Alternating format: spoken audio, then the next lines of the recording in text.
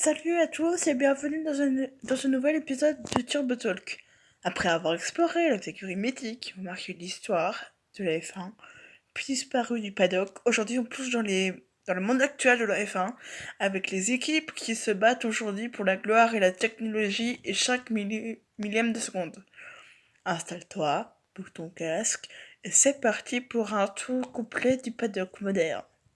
La Scuderia Ferrari, la plus ancienne, la plus mythique et celle avec le plus grand nombre de titres. Ferrari, c'est la passion italienne, la pression incroyable et le prestige absolu, mais aussi des hauts, des bas et l'espoir internet d'un retour au sommet, porté aujourd'hui par Charles Leclerc et Lewis Hamilton. Red Bull Racing, l'empire moderne finalement, parti comme Mozarters énergétique en 2005, ils sont devenus une machine à gagner grâce à Adrian Newey, Max Verstappen et une vision agressive.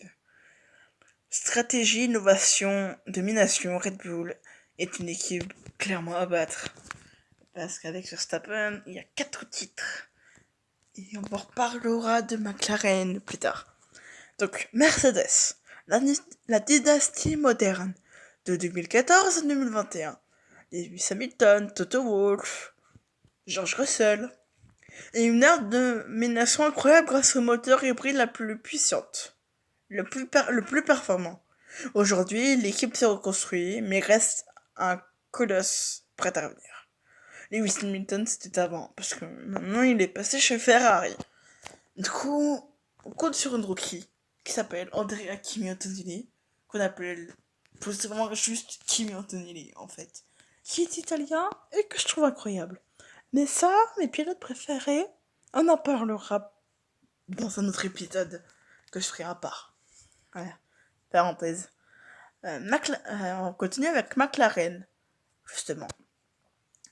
Légende historique en renaissance. Après des années compliquées, McLaren revient fort grâce à Lando Norris et Oscar Piastri. Une philosophie très ambitieuse. Parce que Oscar Piastri et Lando Norris sont en tête du classement des pilotes de cette année. Et Lando Norris a dépassé Oscar Piastri. Est devenu premier du classement il y a 2 semaines des pilotes. Donc, on va juste espérer que l'un des deux gagne. Parce que Max Verstappen, il a quand même 4 titres, ce n'est pas rien. Bref, on passe à Alpine. Le seul constructeur 100% français sur la grille. Anciennement Renault, l'écurie vit entre ambition nationale et défi technique. Le parcours est en dents de scie, mais le potentiel n'est jamais loin. Aston Martin. Retour iconique avec l'ambition d'appartenir au sommet. Lance Stroll, Fernando, investissement massif et une nouvelle usine. Un projet à long terme, un appétit immense. Aston Martin, trop sous-estimé, je dirais. Bon, j'ai dit, mes avis, ce sera tout un autre épisode du Talk, bien sûr. Vous ne ratez pas ça. Donc, pour les écuries qu'on n'a pas citées, voilà le cœur de plateau. Mais évidemment, n'oublions pas Williams Racing, qui promeut l'héritage et la reconstruction. Sauber, Kick Sauber Stake Formula One Team, si je me rappelle bien du nom complet, qui est dans le futur industriel. As, écurie américaine, qu'on peut dire de petits poussins américains en quête de stabilité. Visa Cacha Red Bull Racing Bulls, pardon. La petite sœur du Red Bull Racing. J'adore ce qui est possible. Et puis, chaque équipe a son histoire, son ADN, sa vision de la performance, évidemment. Et tout écrivent aujourd'hui même, la suite de la grande histoire de la Formule 1. Et donc, pour conclure, voilà pour notre tour complet des écuries actuelles. Certaines dominent, certaines se battent pour survivre, d'autres préparent déjà l'avenir. Et c'est pour ça, que la magie de la F1 est toujours là.